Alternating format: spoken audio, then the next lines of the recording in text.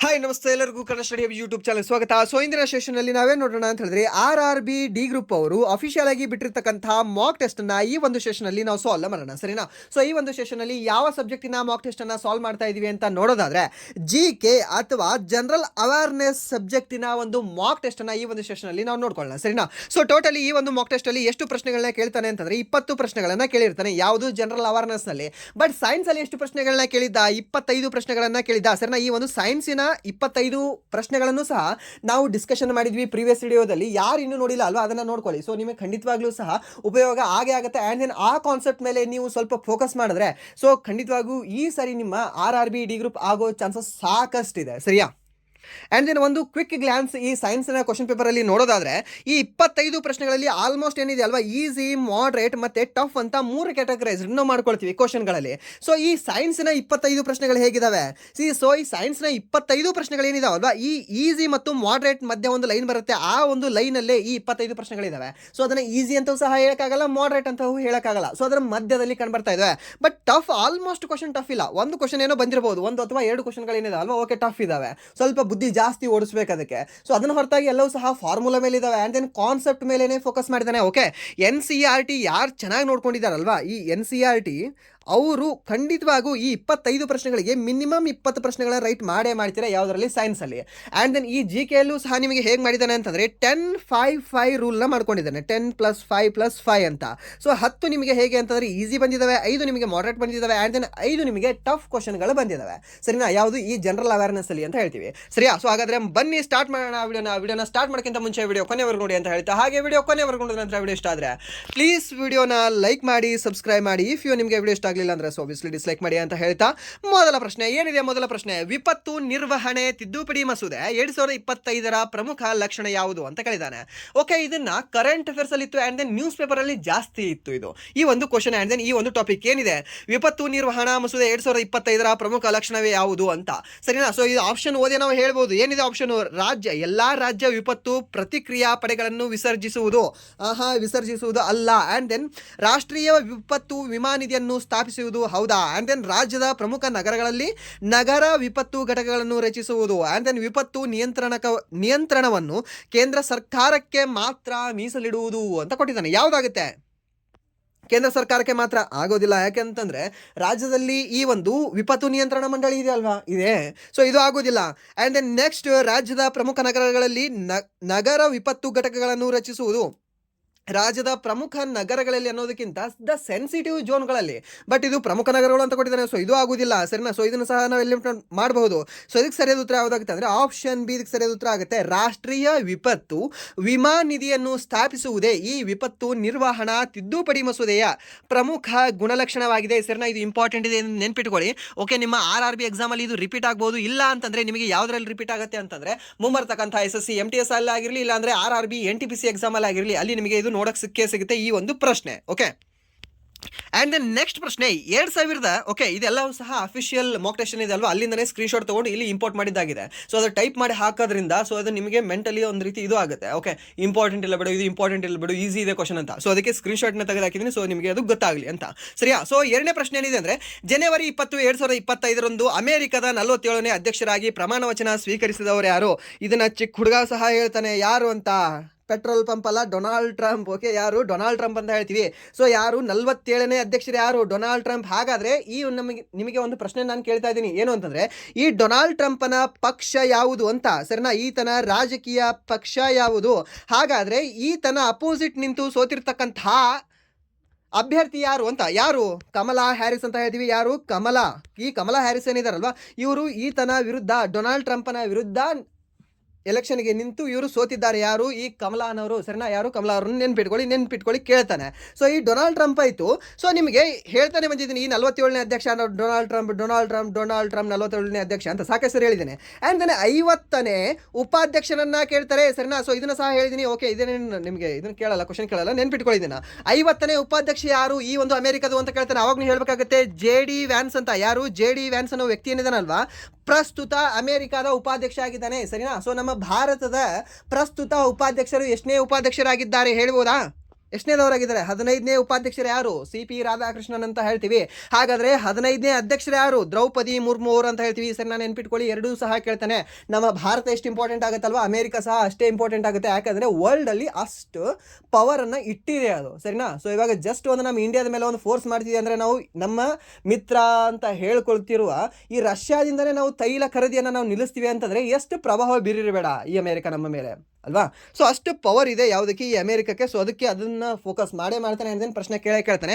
Already last year means last RRB NTPC exam ಐತಲ್ವಾ, in ಜೂನಲ್ಲಿ ಅಥವಾ ಜುಲೈಯಲ್ಲಿ, ಆ ಎಕ್ಸಾಮಲ್ಲಿ ಕೇಳಿದ್ದಾನೆ ಈ ಅಮೆರಿಕದ ಪ್ರಸ್ತುತ ಉಪಾಧ್ಯಕ್ಷರಾಗಿರ್ತಕ್ಕಂತಹ JD ವ್ಯಾನ್ಸ್ ಅವರು ಎಷ್ಟನೇ ಉಪಾಧ್ಯಕ್ಷರು ಅಂತ. ಸರಿನಾ? ಫಸ್ಟ್ ಆಪ್ಷನ್ ನಿಮಗೆ 47 ಇದೆ. ಸರಿನಾ? 47 ಅಲ್ಲ, ಯಾಕಂದ್ರೆ ಇವ್ರು 47 ಇರಬೇಕು ಅಂದ್ರೆ ಅವ್ರು 47 ಇರಬೇಕಾ? ಅವ್ರು ಜಾಸ್ತಿ ಬದಲಾಗಿರ್ಬೋದಲ್ಲ. ಅವ್ರು 50ನೇದವರಾಗಿದ್ದಾರೆ. ಯಾರು? JD ವ್ಯಾನ್ಸ್ ಅವರು. ಸರಿನಾ? ನೆನ್ಪಿಟ್ಕೊಳ್ಳಿ, ಕೇಳಬಹುದು, ಕೇಳ್ತಾನೆ. ಸೊ ಹಾಗಾದ್ರೆ ಈತನ ರಾಜಕೀಯ ಪಕ್ಷ ಹಾಗೆ ಈ ಕಮಲಾ ಹ್ಯಾರಿಸ್ ಅವರ ರಾಜಕೀಯ ಪಕ್ಷವನ್ನ ನೀವು ಕಮೆಂಟ್ ಮಾಡಿ. ಸರಿನಾ? ಯಾರು? ಕಮಲಾ ಹ್ಯಾರಿಸ್ ಅವರು ಹಾಗೆ ಈ ಡೊನಾಲ್ಡ್ ಟ್ರಂಪ್ ಅವರ ರಾಜಕೀಯ ಪಕ್ಷವನ್ನ ಕಮೆಂಟ್ ಮಾಡಿ. ಅಂಡ್ ದೆನ್ ಜೋ ಬೈಡನ್ ಏನಿದಾರಲ್ವಾ, ಈ ಜೋ ಬೈಡನ್ ಅವರ ಪಕ್ಷವೇ ಈ ಕಮಲಾ ಹ್ಯಾರಿಸ್ ಅಂತ ಹೇಳ್ತೀವಿ. ಅಂಡ್ ದೆನ್ ಮೊದಲು ಯಾರ್ಯಾರ ವಿರುದ್ಧ ಈ ಒಂದು ಎಲೆಕ್ಷನ್ ಇತ್ತು ಅಂತಂದ್ರೆ Donald Trump versus Joe Biden ಅವರು ವಿರುದ್ಧ ಇತ್ತು. ಸರಿನಾ? ಅವರಿಬ್ಬರು ಎಲೆಕ್ಷನ್ ಅಲ್ಲಿ ನಿಂತಿದ್ರು. ಬಟ್ ಮುಂದೆ ಏನ್ ಮಾಡ್ತಾರೆ, ಈ ಪಕ್ಷದವರು ಈ ಜೋ ಬೈಡನ್ ಅವರ ಪಕ್ಷದವರು ಇವರನ್ನ ಹಿಂದಿಳಿಸಿ ಈ ಕಮಲಾ ಹ್ಯಾರಿಸ್ ಅವರನ್ನ ಅಭ್ಯರ್ಥಿಯಾಗಿ ಕಣಕ್ಕಿಳಿಸ್ತಾರೆ. ಸರಿನಾ? ಯಾರನ್ನ? ಈ ಕಮಲಾ ಹ್ಯಾರಿಸ್ ಅವರನ್ನ ನೆನ್ಪಿಟ್ಕೊಳ್ಳಿ. ಸರಿನಾ? ಈ ತರ ಸಹ ನಿಮ್ಗೆ ಕೇಳ್ಬೋದು, ಈ ಕಮಲಾ ಹ್ಯಾರಿಸ್ ಅವರು ಯಾರ ನಂತರ ಅಥವಾ ಯಾರ ಪರವಾಗಿ ಅಥವಾ ಯಾರ ಒಂದು ಇಳುವಿಕೆಯ ನಂತರ ಇವರು ಅಭ್ಯರ್ಥಿಯಾಗಿ ಹೊರಹೊಮ್ಮಿದರು ಅಂತ ಕೇಳ್ಬೋದು. ಅವಾಗ ನೀವು ಹೇಳ್ಬೇಕಾಗುತ್ತೆ ಈ 46ನೇ ಅಧ್ಯಕ್ಷರಾಗಿರ್ತಕ್ಕಂತಹ ಜೋ ಬೈಡನ್ ಅವರ ನಂತರ ಅಂತ ಹೇಳ್ಬೇಕಾಗುತ್ತೆ. ಅಂಡ್ ದೆನ್ ನೆಕ್ಸ್ಟ್ ಪ್ರಶ್ನೆ, ರಾಷ್ಟ್ರೀಯ ಕ್ರೀಡಾಕೂಟ 2025ರ ಪದಕ ಪಟ್ಟಿಯಲ್ಲಿ ಯಾವ ತಂಡವು ಅಗ್ರಸ್ಥಾನದಲ್ಲಿದೆ? ಸೊ ಇದನ್ನ ನಾನು ನಿಮಗೆ ಕರೆಂಟ್ ಅಫೇರ್ಸ್ ಅಲ್ಲಿ ಮಾಡಿದಾಗ 1000 ಸರಿ ಹೇಳಿದ್ದೀನಿ. ಅಂಡ್ ದೆನ್ ನೆಕ್ಸ್ಟ್ ಅನಲೈಸ್ ಮಾಡಿದಾಗ ಸಹ ಒಂದು 200 ಸರಿ ಹೇಳಿದ್ದೀನಿ. ಯಾವ್ದಿದು? ಸರ್ವಿಸಸ್ ಸ್ಪೋರ್ಟ್ಸ್ ಕಂಟ್ರೋಲ್ ಬೋರ್ಡ್ ಅಂತ ಹೇಳ್ತೀವಿ. ಸರಿನಾ? ಸರ್ವಿಸಸ್ ತಂಡ ಅಂತ ಹೇಳ್ತೀವಿ. ಸೊ ಯಾವ ರಾಷ್ಟ್ರೀಯ ಕ್ರೀಡಾಕೂಟ, ಇದನ್ನ ಎಷ್ಟನೇ ರಾಷ್ಟ್ರೀಯ ಕ್ರೀಡಾಕೂಟ? 38ನೇ ರಾಷ್ಟ್ರೀಯ ಕ್ರೀಡಾಕೂಟ ಅಂತ ಹೇಳ್ತೀವಿ. ಇದನ್ನ ಆವೃತ್ತಿ ಸಹ ಕೇಳ್ಬೋದು ನಿಮಗೆ. ಸೊ ರಾಷ್ಟ್ರೀಯ ಕ್ರೀಡಾಕೂಟ 2025ರ ಪದಕ ಪಟ್ಟಿಯಲ್ಲಿ ಯಾವ ತಂಡವು ಅಗ್ರಸ್ಥಾನದಲ್ಲಿದೆ ಅಂತ ಕೇಳಿದ್ರೆ ಈ ಸರ್ವಿಸಸ್ ತಂಡ ಅಗ್ರಸ್ಥಾನದಲ್ಲಿದೆ. ಯಾವ ರಾಜ್ಯ ಅಗ್ರಸ್ಥಾನದಲ್ಲಿದೆ ಅಂತ ಕೇಳಿದಾಗ ಅವಾಗ ನಾವು ಹೇಳ್ಬೇಕಾಗುತ್ತೆ ಮಹಾರಾಷ್ಟ್ರ ರಾಜ್ಯ ಅಗ್ರಸ್ಥಾನದಲ್ಲಿದೆ ಅಂತ. ಯಾಕೆ ಸರ್ ರಾಜ್ಯ ಅಂದಾಗ ಮಹಾರಾಷ್ಟ್ರ ಅಂತ ಹೇಳ್ತೀರಾ? ಓಕೆ, ಸರ್ವಿಸಸ್ ಅನ್ನೋದು ಯಾವ್ದಾದ್ರು ರಾಜ್ಯದ ಹೆಸರಿದೆಯಾ? ಇಲ್ಲ, ಅದೊಂದು ತಂಡದ ಹೆಸರಾಗಿದೆ. ಸರಿನಾ? ಸೊ ಇದು ಏನಾಗಿದೆ ಅಂದ್ರೆ ಇದು ಆರ್ಮಿ ತಂಡದ ಹೆಸರಾಗಿದೆ. ಬಟ್ ಇದು ಆಗುವುದಿಲ್ಲ. ಸೊ ರಾಜ್ಯ ಅಂತ ಕೇಳಿದಾಗ ಮಹಾರಾಷ್ಟ್ರ, ಬಟ್ ತಂಡ ಅಂತ ಕೇಳಿದಾಗ ಅವನು ಹೇಳ್ಬೇಕಾಗುತ್ತೆ ಸರ್ವಿಸಸ್ ಸ್ಪೋರ್ಟ್ಸ್ ಕಂಟ್ರೋಲ್ ಬೋರ್ಡ್ ಅಂತ.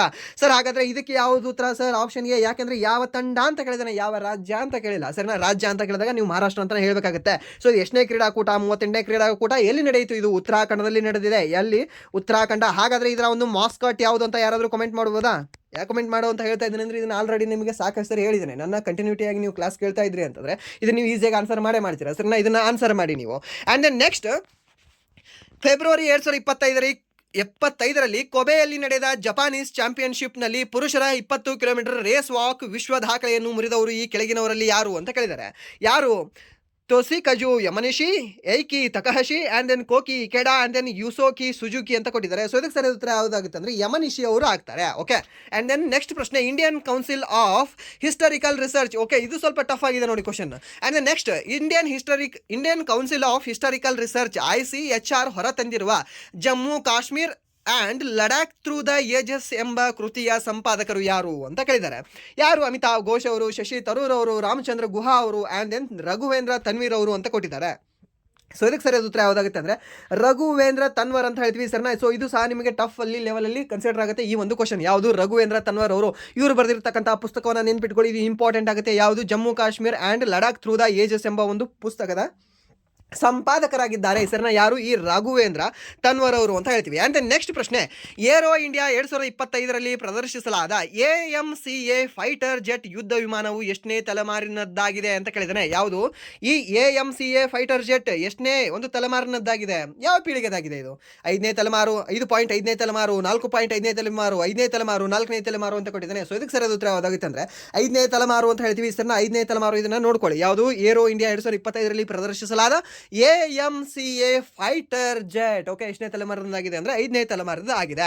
ಅಂಡ್ ನೆಕ್ಸ್ಟ್ ಪ್ರಶ್ನೆ, ಈ ಕೆಳಗಿನ ಯಾವ ರಕ್ಷಣಾ ಸಂಶೋಧನೆ ಮತ್ತು ಅಭಿವೃದ್ಧಿ ಸಂಸ್ಥೆ DRDO ಪ್ರಯೋಗಾಲಯವು ಏಪ್ರಿಲ್ 2025ರಲ್ಲಿ 1000 ಸೆಕೆಂಡುಗಳಿಗಿಂತ ಹೆಚ್ಚು ಕಾಲ ದೀರ್ಘಾವಧಿಯ ಆಕ್ಟಿವ್ ಕೂಲ್ಡ್ ಸ್ಕ್ರಾಮ್ ಜೆಟ್ ಸಬ್ ಸ್ಕೇಲ್ ಕಂಬಸ್ಟರ್ ಭೂ ಪರೀಕ್ಷೆ ನಡೆಸಿತು? ಯಾವುದ್ರ ಜೊತೆಗೆ ಅಂತ ಕೇಳಿದಾನೆ ಹೆಸರನ್ನ. ಯಾವುದು?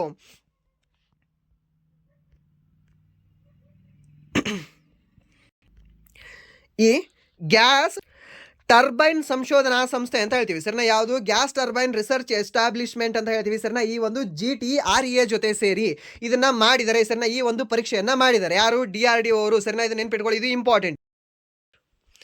ಆ್ಯಂಡ್ ದೆನ್ ನೆಕ್ಸ್ಟ್ ಪ್ರಶ್ನೆ ಏನಿದೆ? ನೆಕ್ಸ್ಟ್ ಪ್ರಶ್ನೆ 8ನೇ ಪ್ರಶ್ನೆ. ಪರಸ್ನಾಥ್ ಬೆಟ್ಟವು ಒಂದು ಪವಿತ್ರ ಸ್ಥಳವಾಗಿದ್ದು ಅಲ್ಲಿ ಮಾಂಸ, ಮದ್ಯ ಮತ್ತು ಮಾದಕ ವಸ್ತುಗಳ ಮಾರಾಟ ಮತ್ತು ಸೇವನೆಯನ್ನು ನಿಷೇಧಿಸುವಂತೆ ಹೈಕೋರ್ಟ್ ನಿದರ್ಶನ ನೀಡಿದೆ. ಪರಸ್ನಾಥ್ ಬೆಟ್ಟವು ಯಾವ ರಾಜ್ಯದಲ್ಲಿದೆ? ಇದನ್ನ ನಾನು ನಿಮಗೆ ಹೇಳಿಲ್ವಾ? ಸರಿನಾ? ಸೊ ಇದನ್ನು ಸಹ ಸಾಕಷ್ಟು ಸರಿ ಹೇಳಿದ್ದೀನಿ. ಏನಂತ? ಈ ಪರಸ್ನಾಥ್ ಬೆಟ್ಟ, ಈ ಒಂದು ಪಾರ್ಶ್ವನಾಥ ಅಥವಾ ಪರಸ್ನಾಥ ಎಂಬ ಒಂದು ಬೆಟ್ಟ ಯಾವ ರಾಜ್ಯದಲ್ಲಿ ಕಂಡುಬರುತ್ತೆ? ಜಾರ್ಖಂಡ್ ರಾಜ್ಯದ ಅತ್ಯುನ್ನತ ಒಂದು ಬೆಟ್ಟವೇ ಈ ಒಂದು ಪರಸ್ನಾಥ್ ಅಥವಾ ಪಾರ್ಶ್ವನಾಥ ಬೆಟ್ಟ ಅಂತ ಹೇಳ್ತೀವಿ ಸರ್. ನಮ್ಮ ಕರ್ನಾಟಕದ ಅತ್ಯಂತ ಎತ್ತರವಾಗಿರ್ತಕ್ಕಂಥ ಬೆಟ್ಟ ಯಾವುದಿದೆ? ಮುಳ್ಳಯ್ಯನಗಿರಿ ಅಂತ ಹೇಳ್ತೀವಿ.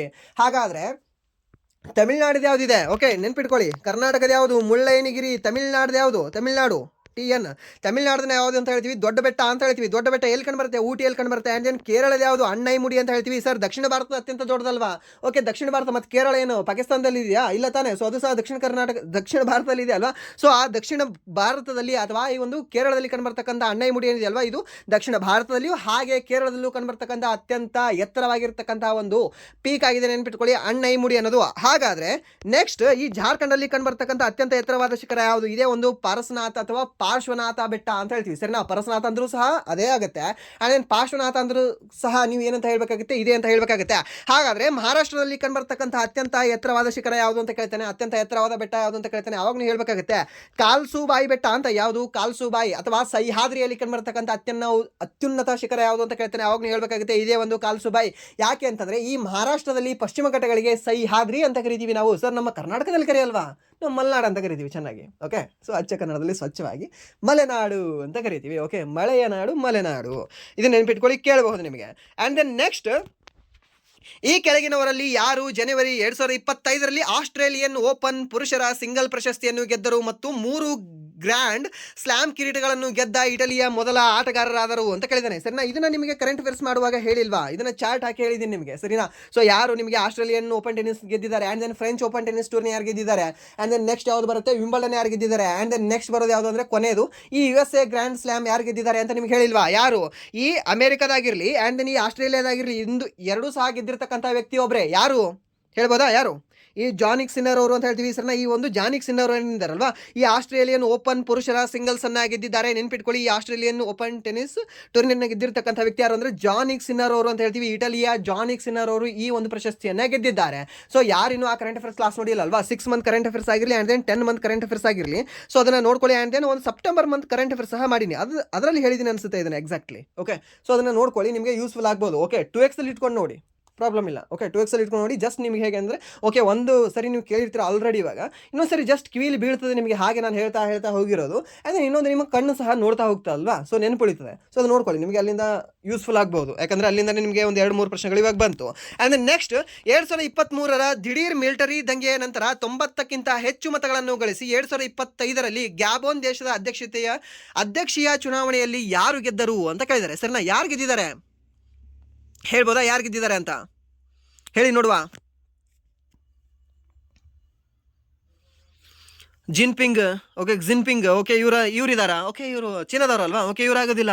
And then next Boni Oligui ನುಮಾ ಅಂತ ಕೊಟ್ಟಿದ್ದಾರೆ. ಆ್ಯಂಡ್ ದೆನ್ ರೇಮಂಡ್ ನಾಗ್ಡ್ ಸೀಮಾ ಅಂತ ಕೊಟ್ಟಿದ್ದಾರೆ. And then Ali Bongo Ondimba ಅಂತ ಕೊಟ್ಟಿದ್ದಾರೆ.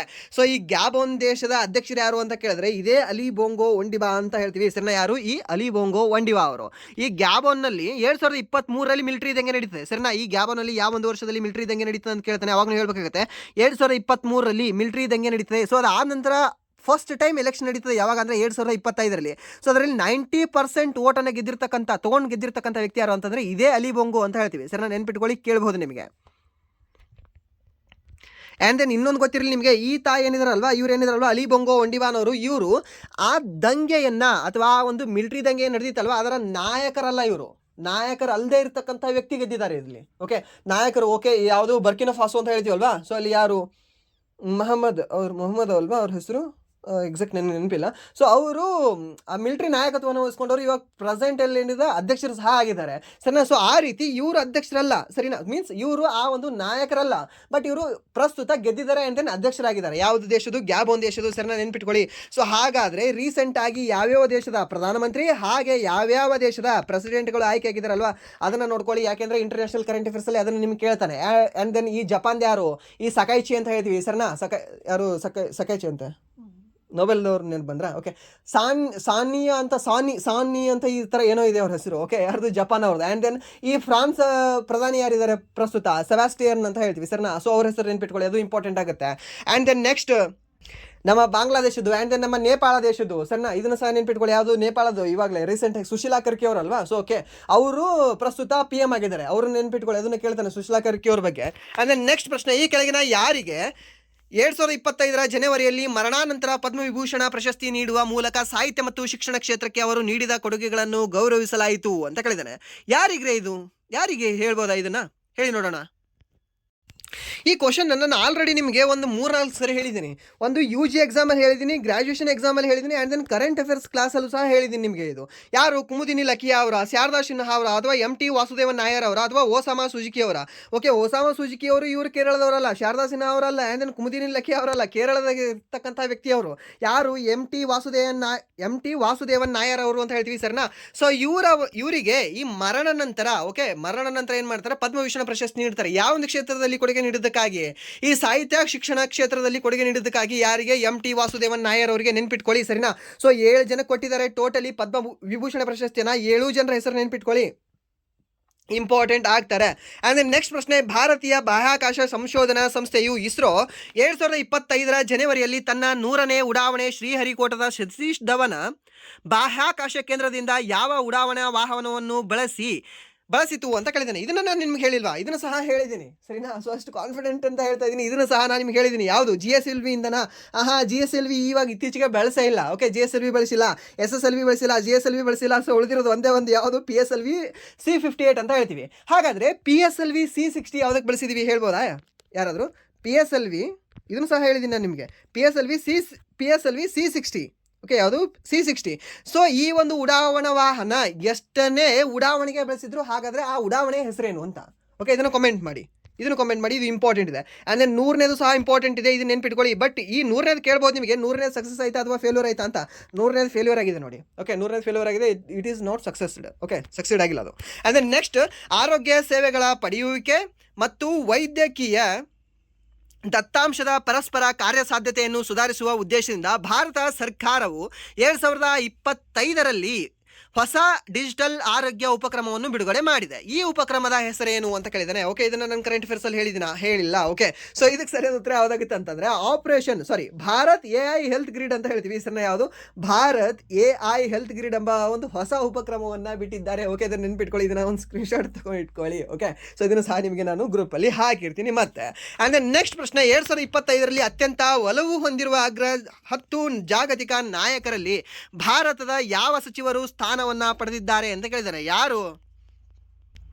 ಕೆಲವು ಸರಿ ಹೇಗಾಗುತ್ತೆ ಅಂತಂದರೆ ಮೋಸ್ಟ್ ಫೇವರ್ಡ್ ಆಗಿದ್ದು ಸಹ ಕೆಲಸ ಮಾಡಬೇಕಾಗತ್ತೆ. ಓಕೆ, ಸೊ ಇದಕ್ಕೆ ಆನ್ಸರ್ ನೀವೇ ಮಾಡ್ಕೊಳ್ಳಿ. ಆ್ಯಂಡ್ ದೆನ್ ನೆಕ್ಸ್ಟ್ ಪ್ರಶ್ನೆ, 2025ರ ಏಪ್ರಿಲ್ ತಿಂಗಳಲ್ಲಿ ಹರಿಯಾಣ ಸರ್ಕಾರವು ಅಗ್ನಿವೀರರಿಗೆ ಉದ್ಯೋಗದಲ್ಲಿ ಎಷ್ಟು ಮೀಸಲಾತಿಯನ್ನು ಘೋಷಿಸಿದೆ ಅಂತ ಕೇಳಿದ್ದೇನೆ. ಓಕೆ, ಫಸ್ಟ್ UP ಘೋಷಣೆ ಮಾಡ್ತು, ಅದಾದ ನಂತರ ನೆಕ್ಸ್ಟ್ ಯಾರು ಘೋಷಣೆ ಮಾಡಿದ್ದಾರೆ ಅಂದರೆ ಈ ಹರಿಯಾಣದವರು ಘೋಷಣೆ ಮಾಡಿದ್ದಾರೆ.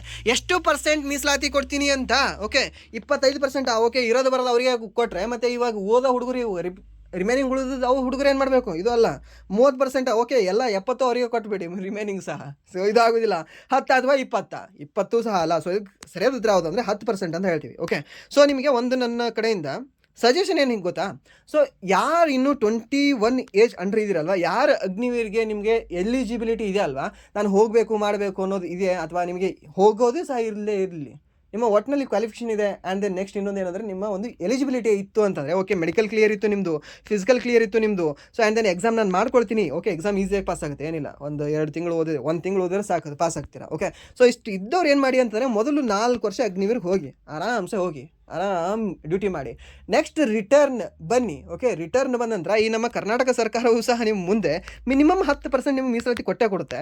10% ಕೊಡಲಿಲ್ಲ 5% ಕೊಟ್ಟೇ ಕೊಡುತ್ತೆ. 5%ಅಲ್ಲಿ ನೀವು ಹಾಕ್ತೀರಾ. ಓಕೆ, ನಿಮಗೆ ಜಸ್ಟ್ ನಿಮ್ಮ ಒಂದು 10ನೇ ಮಾರ್ಕ್ಸ್ ಶೀಟಲ್ಲಿ ನಿಮಗೆ ಒಂದು 36% ನಿಮ್ದು ಏನಾದರೂ ಮಾರ್ಕ್ಸ್ ಇತ್ತಾ, ಆ 36 ನೀವು ಕಾಪಿ ಮಾಡದೆ ನೀವು ಸ್ವಂತ ಬರೆದಿದ್ರು ಅಂದರೂ ಸಹ ಕರ್ನಾಟಕ ಗೌರ್ಮೆಂಟಲ್ಲಿ ಯಾವುದೋ ಒಂದು ಜಾಬ್ ನಿಮ್ದು ಆಗೇ ಆಗುತ್ತೆ. ಓಕೆ, ಮೊದಲು ಹೋಗಿ, ಅಪರ್ಚುನಿಟಿ ಚೆನ್ನಾಗಿದೆ, ಅಲ್ಲಿ ನಿಮಗೆ ದುಡ್ಡು ಬರುತ್ತೆ. ಆ್ಯಂಡ್ ದೆನ್ ಡ್ಯೂಟಿಯೂ ಸಹ ಆಗುತ್ತೆ. ಆ್ಯಂಡ್ ದೆನ್ ಎಕ್ಸ್ ಆರ್ಮಿ ಅನ್ನೋ ಒಂದು ನಿಮಗೆ ಟೈಟಲ್ ಕಾರ್ಡು ಸಿಗುತ್ತೆ. ಆ್ಯಂಡ್ ದೆನ್ ಇವನ್ ನಿಮಗೆ ಇಲ್ಲಿ ಕೋಟಾವು ಸಿಗುತ್ತೆ. ಆ್ಯಂಡ್ ದೆನ್ ಗೌರ್ಮೆಂಟ್ ಜಾಬು ಸಿಗುತ್ತೆ. ಆ್ಯಂಡ್ ದೆನ್ ಸೆಕ್ಯೂರ್ಡ್ ಆಗಿರ್ತೀರಾ. ಓಕೆ, ಸೊ ಆಲ್ಮೋಸ್ಟ್ ಎಲ್ಲರೂ ಸಹ ಅಗ್ನಿವೀರ ಆಗ್ತಾರಲ್ವ, ಎಲ್ಲರೂ ಸಹ ಇಲ್ಲಿ ಬಂದು ಓದಲ್ಲ. ಫಸ್ಟ್ ಒಂದು ನಿಮಗೆ ಅಡ್ವಾಂಟೇಜ್ ಸಿಗುತ್ತೆ. ಸರಿಯಾ? ಸೊ ಇದನ್ನು ಮಾಡ್ಕೊಳ್ಳಿ. ನಿಮ್ಗೆ ಯಾರಿಗಿದೆ ಇಲ್ಲ ನಿಮ್ಮ ಅಕ್ಕ ತಮ್ಮ ಅಣ್ಣ ತಂಗಿ ಯಾರಿಗೆ ಬೇಕೋ ಅವ್ರಿಗೆ ಹೇಳ್ಕೊಳ್ಳಿ. ಓಕೆ, ಆ್ಯಂಡ್ ದೆನ್ ಇಲ್ಲಿ ಎಷ್ಟು ಪರ್ಸೆಂಟ್ ಮೀಸಲಾತಿ ಅಂದರೆ 10% ಮೀಸಲಾತಿ ಅಂತ ಹೇಳ್ತೀನಿ. ಆ್ಯಂಡ್ ದೆನ್ ನೆಕ್ಸ್ಟ್ ಪ್ರಶ್ನೆ, ಗೂಗಲ್ ಸಂಸ್ಥೆಯ ಬೆಂಬಲ ಹೊಂದಿರುವ ಈ ಕೆಳಗಿನ ಯಾವ ಭಾರತೀಯ ನವ ಉದ್ಯಮವು ಅತ್ಯಾಧುನಿಕ ಹೈಪರ್ ಸ್ಪೆಕ್ಟ್ರಲ್ ಇಮೇಜಿಂಗ್ ಸೇವೆಗಳನ್ನು ಒದಗಿಸುವ ಉದ್ದೇಶದಿಂದ ದೇಶದ ಮೊದಲ ಖಾಸಗಿ ಉಪಗ್ರಹ ಮಂಡಲವನ್ನು 2025 ಜನವರಿಯಲ್ಲಿ ಯಶಸ್ವಿಯಾಗಿ ಉಡಾವಣೆಯನ್ನ ಮಾಡಿದೆ ಅಂತ ಕೇಳಿದ್ದಾನೆ. ಯಾವುದು? ಓಕೆ, ಯಾವುದು? Hyper spectral. ಓಕೆ, ಇದು ನಾನು ಕ್ಲಾಸಲ್ಲಿ ಹೇಳಿಲ್ಲ ಅನ್ಸುತ್ತೆ. ಐ ಥಿಂಕ್ ನಾನು ಅದು ಟೆಲಿಗ್ರಾಮಲ್ಲಿ ಹಾಕಿದ್ನೋ ಇಲ್ಲ ಅಂತಂದರೆ ಬೇರೆ ಯಾವುದೋ ಕ್ಲಾಸಲ್ಲಿ ಹೇಳುವಾಗ ಇದನ್ನು ಡಿಸ್ಕಷನ್ ಮಾಡಿದ್ದೀನಿ. ಬಟ್ ಇದು ನನಗೆ ಗೊತ್ತಿದೆ. ಯಾವುದಂದರೆ ಪಿಕ್ಸೆಲ್ ಅಂತ ಹೇಳ್ತೀವಿ ಸರ್. ಈ ಒಂದು ಪಿಕ್ಸೆಲ್ ಕಂಪ್ನಿ ಇದನ್ನು ಉಡಾವಣೆ ಮಾಡಿದೆ. ಸೊ ಹೈಪರ್ ಸ್ಪೆಕ್ಟ್ರಲನ್ನು ಈ ಪಿಕ್ಸೆಲ್ ಏನೋ ಒಂದು ರಿಲೇಟೆಡ್ ವರ್ಡ್ ಅನ್ಸುತ್ತೆ ನನಗೆ ಈಗ ನೆನಪುಳಿದಿದೆ ಅದು. ಓಕೆ, ನೀವು ನೆನಪಿಟ್ಕೊಂಡ್ರೆ ಸಾಕು. ಆ್ಯಂಡ್ ದೆನ್ ನೆಕ್ಸ್ಟ್ ಪ್ರಶ್ನೆ, 2025 ವಾಯುಗುಣ ಅಪಾಯ ಸಾಧ್ಯತೆಯ ಸೂಚ್ಯಂಕದ ಹೊಸ ವರದಿಯಲ್ಲಿ ನ್ಯೂ ಕ್ಲೈಮೇಟ್ ರಿಸ್ಕ್ ಇಂಡೆಕ್ಸ್ ರಿಪೋರ್ಟ್ನಲ್ಲಿ ಭಾರತದ ಸ್ಥಾನ ಎಷ್ಟು ಅಂತ ಕೇಳಿದ್ದಾನೆ. ಎಷ್ಟನೇ ಸ್ಥಾನದಲ್ಲಿ ಇದ್ದೀವಿ ನಾವು? 5ನೇ ಸ್ಥಾನದಲ್ಲಿ ನಾವು ಕಂಡುಬರ್ತಾ ಇದ್ದೀವಿ. ಯಾರು? ನಾವು ಭಾರತೀಯರು 5ನೇ ಸ್ಥಾನದಲ್ಲಿ ಇದ್ದೀವಿ. ಆ್ಯಂಡ್ ದೆನ್ ನೆಕ್ಸ್ಟ್ ಪ್ರಶ್ನೆ, ಈ ಕೆಳಗಿನ ಯಾವ ಸಂಸ್ಥೆಯು ಇಸ್ರೋ ಜೊತೆಗೆ ಸೇರಿಕೊಂಡು IRIS ಎನ್ನುವ ಹೊಸ ಸೆಮಿ ಕಂಡಕ್ಟರ್ ಚಿಪ್ ಅನ್ನು ಬಿಡುಗಡೆ ಮಾಡಿದೆ ಅಂತ ಕೇಳಿದ್ದಾನೆ. IRIS ಯಾವುದು ಬಿಡುಗಡೆ ಮಾಡಿದೆ? ಯಾವುದು? ಮದ್ರಾಸ, ರೂರ್ಕಿಯಾ, ಪಾಟ್ನಾ ಅಥವಾ ಇಂದೋರ? ಸೊ ಇದಕ್ಕೆ ಸರಿಯಾದ ಉತ್ತರ ಯಾವುದಾಗುತ್ತೆ ಅಂದರೆ ಪಾಟ್ನಾ ಆಗುತ್ತೆ. ಸರಿನಾ? IIT ಪಾಟ್ನಾ ಏನಿದೆ ಅಲ್ವಾ, ಈ ಒಂದು IRIS ಅನ್ನು ಬಿಡುಗಡೆ ಮಾಡಿದೆ. ಇದನ್ನ ನೆನ್ಪಿಟ್ಕೊಳ್ಳಿ, ಕೇಳಬಹುದು ನಿಮಗೆ. ಆ್ಯಂಡ್ ದೆನ್ ನೆಕ್ಸ್ಟ್ ಪ್ರಶ್ನೆ, 19ನೇ ಪ್ರಶ್ನೆ ಏನಿದೆ ಅಂತಂದರೆ, ಯಾವ ಭಾರತೀಯ ಚಲನಚಿತ್ರವು 2025 ಏಷ್ಯನ್ ಚಲನಚಿತ್ರ ಪ್ರಶಸ್ತಿ ಸಮಾರಂಭದಲ್ಲಿ ಅತ್ಯುತ್ತಮ ಚಲನಚಿತ್ರ ಪ್ರಶಸ್ತಿ ಗಳಿಸಿದೆ ಅಂತ ಕೇಳಿದ್ದಾನೆ. ಸರಿನಾ? ಯಾವ ಒಂದು ಚಿತ್ರ ಹೇಳ್ಬೋದಾ? ಇದು ಜಸ್ಟ್ 15 days ಬ್ಯಾಕಲ್ಲಿ ನಿಮಗೆ ನ್ಯೂಸ್ ಅಲ್ಲಿತ್ತು. ಓಕೆ, ಇದನ್ನು ಏನು ಅಂತ ನೀವು ಕಮೆಂಟ್ ಮಾಡಿ. ಬಟ್ ಓಕೆ, ಆನ್ಸರ್ ಹೇಳ್ಬಿಡೋಣ ನಾನು. ಎಂತ? All we imagine as light ಅಂತ ಹೇಳ್ತೀವಿ. ಸರಿನಾ? ಸೊ ಮೊದಲ ಪ್ರಶಸ್ತಿ ಗಳಿಸಿದ್ದು ಅಂತ ಕೇಳಿಲ್ಲ. ಓಕೆ, ಯಾವ ಭಾರತೀಯ ಚಲನಚಿತ್ರವು ಅಂತ ಕೇಳಿದರೆ ಒಟ್ಟಿನಲ್ಲಿ ನಮ್ಮ ಭಾರತೀಯ ಚಲನಚಿತ್ರ ಯಾವುದು ಏಷ್ಯನ್ ಚಲನಚಿತ್ರ ಪ್ರಶಸ್ತಿ ಸಮಾರಂಭದಲ್ಲಿ ಅತ್ಯುತ್ತಮ ಚಲನಚಿತ್ರ ಪ್ರಶಸ್ತಿ ಗಳಿಸಿದೆ ಅಂತ? ಯಾವುದು? All we imagine as light ಅಂತ. ಸರಿನಾ? All we imagine as light ಅನ್ನೋ ಪುಸ್ತಕ ಏನಿದೆಯಲ್ವ, ಸಾರಿ, ಒಂದು ಫಿಲ್ಮ್ ಏನಿದೆಯಲ್ವ, ಸೊ ಇದು ಒಂದು ಚಲನಚಿತ್ರ ಪ್ರಶಸ್ತಿಯನ್ನು ಗಳಿಸಿದೆ. ಎಲ್ಲಿ? ಏಷ್ಯನ್ ಚಲನಚಿತ್ರ 2025 ಪ್ರಶಸ್ತಿ ಸಮಾರಂಭದಲ್ಲಿ. ಓಕೆ, ಆ್ಯಂಡ್ ದೆನ್ ನೆಕ್ಸ್ಟ್ 20ನೇ ಪ್ರಶ್ನೆ ಏನಿದೆ ಅಂತಂದರೆ, ಕರ್ನಾಟಕದಲ್ಲಿ ಯಾವ ಪ್ರಸಿದ್ಧ ನಟರು ಭಾರತೀಯ ಸಿನಿಮಾ ರಂಗಕ್ಕೆ ತಾವು ನೀಡಿದ ಅಪ್ರತಿಮ ಕೊಡುಗೆಗಾಗಿ 2025 ಪದ್ಮವಿಭೂಷಣ ಪ್ರಶಸ್ತಿಯನ್ನು ಸ್ವೀಕರಿಸಿದರು? ಇದನ್ನು ನಾನು ನಿಮಗೆ ಹೇಳಿಲ್ವಾ? ಇದನ್ನು ನಾನು ನಿಮಗೆ ಎಷ್ಟು ಸರಿ ಹೇಳಿದ್ದೀನಿ. ಆ್ಯಂಡ್ ದೆನ್ ನಿಮಗೆ ಗೊತ್ತಿಲ್ವಾ ಇದನ್ನು? ಯಾರು? ಶಂಕರ್ ನಾಗ್ ಅವರ ಅಣ್ಣನಾಗಿರ್ತಕ್ಕಂಥ ಅನಂತ್ ನಾಗ್ ಅವರು ಅಂತ ಹೇಳ್ತೀವಿ. ಯಾರು? ಅನಂತ್ ನಾಗ್ ಅವರಿಗೆ ಪದ್ಮಭೂಷಣ ಪ್ರಶಸ್ತಿ ನೀಡಿ ಗೌರವಿಸಿದೆ 2025. ಸರಿನಾ? ರಮೇಶ್ ಅರವಿಂದ್ ಅವರಿಗೆ ಎಲ್ಲ. ಆ್ಯಂಡ್ ದೆನ್ ಆಪ್ಷನ್ ಏನು ಕೊಟ್ಟಿದ್ದಾನೆ ಅಂತಂದರೆ, ನೆಕ್ಸ್ಟ್ ಈ ಉಪೇಂದ್ರ ಅಂತ ಕೊಟ್ಟಿದ್ದಾನೆ, ಉಪೇಂದ್ರ ಅವ್ರಿಗೆ ಕೊಟ್ಟಿಲ್ಲ. ಆ್ಯಂಡ್ ದೆನ್ ಮತ್ತೆ ಇನ್ನೊಬ್ರು ಯಾರೋ ಕೊಟ್ಟಿದ್ದಾನೆ, ಬಟ್ ಅವರು ಅಲ್ಲ. ಸೊ ಇದಕ್ಕೆ ಸರಿಯಾದ ಉತ್ತರ ಯಾವುದಾಗುತ್ತೆ ಅಂದರೆ ಈ ಅನಂತ್ ನಾಗ್ ಅವರು ಆಗ್ತದೆ. ಸರಿನಾ? ಸೊ ಇಲ್ಲಿ ಸ್ವಲ್ಪ ಅದು ಹಾಕುವಾಗ ಸ್ವಲ್ಪ ಮಿಸ್ಟೇಕ್ ಆಗಿದೆ. ಅದು ಕೆಳಗಡೆ ಆಪ್ಷನ್ ಇದಾಗಿದೆ, ವ್ಯಾನಿಷ್ ಆಗಿದೆ. ಸರಿಯಾ? ಸೊ ಇದಕ್ಕೆ ಸರಿಯಾದ ಉತ್ತರ ಯಾವುದಾಗುತ್ತೆ ಅಂದರೆ ಯಾರು? ನಮ್ಮ ಅನಂತ್ ನಾಗ್ ಅವರು. ಓಕೆ, ಅನಂತ್ ನಾಗ್ ಅವರಿಗೆ ಪದ್ಮಭೂಷಣ ಪ್ರಶಸ್ತಿಯನ್ನು ನೀಡಿ ಗೌರವಿಸಿದೆ ಈ ವರ್ಷ ಕೇಂದ್ರ ಸರ್ಕಾರ. ಯಾವ ಭೂಷಣ? ಪದ್ಮಭೂಷಣ ಪ್ರಶಸ್ತಿ. ಪದ್ಮವಿಭೂಷಣ ಅಲ್ಲ, LT ನಾಯರ್ ಅವರಿಗೆ ಕೊಟ್ಟಿರೋ ಥರ. ಸೊ ಇವ್ರಿಗೆ ಯಾವ್ದು ನೀಡಿದ್ದಾರೆ ಅಂತಂದರೆ ಪದ್ಮಭೂಷಣ ಪ್ರಶಸ್ತಿಯನ್ನು ನೀಡಿದ್ದಾರೆ. ಸರಿನಾ? ಯಾವ ಒಂದು ಕ್ಷೇತ್ರದಲ್ಲಿ? ಸಿನಿಮಾ ರಂಗಕ್ಕೆ ನೀಡಿದ ಕೊಡುಗೆಗಾಗಿ. ಸರಿಯಾ? ಯಾವುದು? ಸಿನಿಮಾ ರಂಗಕ್ಕೆ ನೀಡಿದ ಕೊಡುಗೆಗಾಗಿ. ಸೊ ಇದಾಗಿ ತಿಳಿಯವರೆಗೆ RRB ಡಿ ಗ್ರೂಪ್ ಅವರು ನಡೆಸಿರ್ತಕ್ಕಂತಹ ಅಫಿಷಿಯಲ್ ಮಾಕ್ ಟೆಸ್ಟ್ನ GK ಪ್ರಶ್ನೆ ಪತ್ರಿಕೆ ಅನಾಲಿಸಿಸ್. ಸೊ ಇಲ್ಲಿವರೆಗೂ ವಿಡಿಯೋ ನೋಡೋದಕ್ಕಾಗಿ ಫಸ್ಟ್ ಆಫ್ ಆಲ್ ಧನ್ಯವಾದಗಳು. ಹಾಗೆ ಇಲ್ಲಿವರೆಗೂ ವಿಡಿಯೋ ನೋಡಿ ನಿಮಗೆ ಏನಾದರೂ ವಿಡಿಯೋ ಇಷ್ಟ ಆಗಿದ್ರೆ ಪ್ಲೀಸ್ ವಿಡಿಯೋನ ಲೈಕ್ ಮಾಡಿ, ಸಬ್ಸ್ಕ್ರೈಬ್ ಮಾಡಿ. ಇಫ್ ನಿಮಗೆ ವಿಡಿಯೋ ಇಷ್ಟ ಆಗಿಲ್ಲ ಅಂದರೆ ಆಬ್ವಿಯಸ್ಲಿ ಡಿಸ್ಲೈಕ್ ಮಾಡಿ ಅಂತ ಹೇಳ್ತಾ, ಹಾಗೆ ಇಫ್ ಏನಾದರೂ ನಿಮಗೆ ವಿಡಿಯೋ ಇಷ್ಟ ಆಗಿದ್ರೆ ನಿಮ್ಮ ಫ್ರೆಂಡ್ಸ್ಗೂ ಸಹ ಶೇರ್ ಮಾಡಿ ಅಂತ ಹೇಳ್ತಾ ವಿಡಿಯೋನ ಇಲ್ಲಿಗೆ